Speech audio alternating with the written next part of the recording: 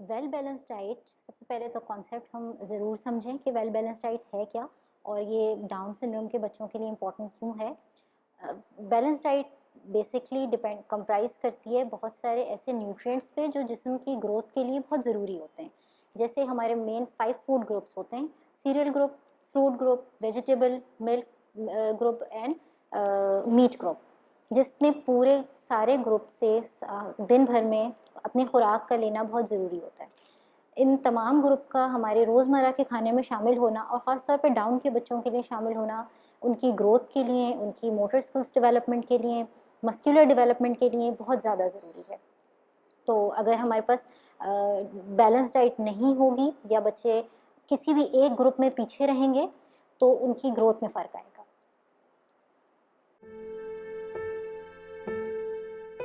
Basically it's a diet for an individual, जिसको अगर हम डेफिनेशन के हिसाब से बात करें, जो उनके न्यूट्रिएंट्स की रिक्वायरमेंट को पूरा करे। अगर मैं इसको अनकोट करूं तो जो एक ऐसी डाइट जो बच्चे की जिस्मानी ज़रूरत के लिए, उसकी नशोनुमा के लिए ज़रूरी है, वो उसके लिए बैलेंस डाइट है, जिसमें वो तमाम ग़िज़ाई अज्जा पाए जाएं जो उसके ग्रोथ के लिए रिक्वायर्ड हैं और उसको ज़रूरी है।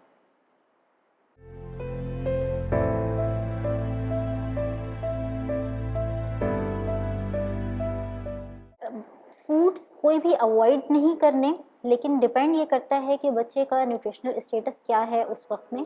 जो स्पेसिफिक कुछ कुछ ज़्यादातर प्रॉब्लम आती हैं वो वेट के हवाले से आ जाती हैं। कुछ बच्चे बहुत ज़्यादा ओवरवेट हो जाते हैं या ज़ाहिर वज़न की ज़्यादती का शिकार हो जाते हैं, तो उसमें बहुत ज़्यादा मीठा, जंक फूड्स, मैदे वाली चीज़ें, बेकरी, जंक्स, जस्ट लाइक जिसको हम नॉर्मल उसमें भी कहते हैं कि ये वज़न के लिए अच्छी नहीं है, तो हमें उन चीज़ों से अवॉइड करना चाहिए।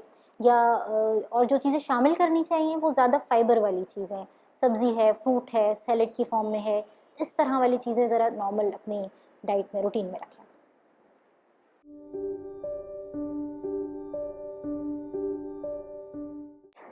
डाउन सिंड्रोम के कम्युनिटी के लिए, बच्चों के लिए, पेरेंट्स के लिए मेरी तरफ से ये मैसेज होगा कि हम बहुत सारी चीज़ों में, हम उनकी फ़िज़िकल थेरेपी या ऑक्यूपेशनल थेरेपी, हर चीज़ पे तवज्जो देते हैं।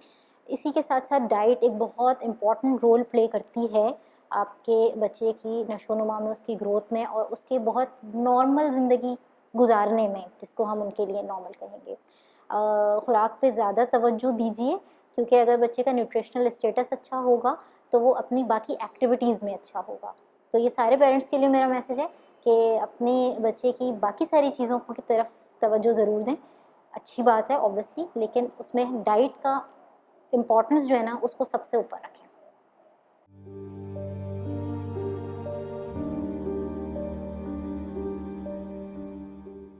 KDSP is doing a really great and amazing work. बहुत अच्छा और बहुत ज़्यादा बेहतरीन काम, जिससे बहुत सारे पेरेंट्स की हेल्प हो रही है, जिससे बहुत सारे पेरेंट्स के जो ज़हनों में हमारे एक फॉग होती है वो क्लियर हो जाती है कि हमने क्या करना है, पेशेंट्स के बच्चों के साथ हम किस तरीके से उनको एक नॉर्मल रूटीन लाइफ की तरफ लेकर आएँ, या हम कहाँ-कहाँ से उनको सपोर्ट कर सकते हैं।